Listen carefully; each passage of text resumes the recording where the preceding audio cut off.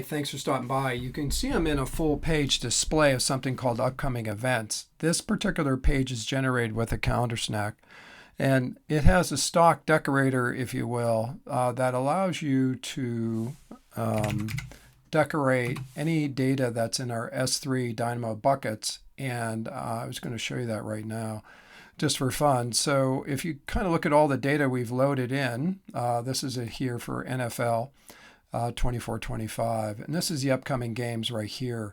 So if I go to send invites and I go to upcoming, I'm just going to generate something and decorate a little bit here. I'm going to include all the data that comes in from the calendar invite itself.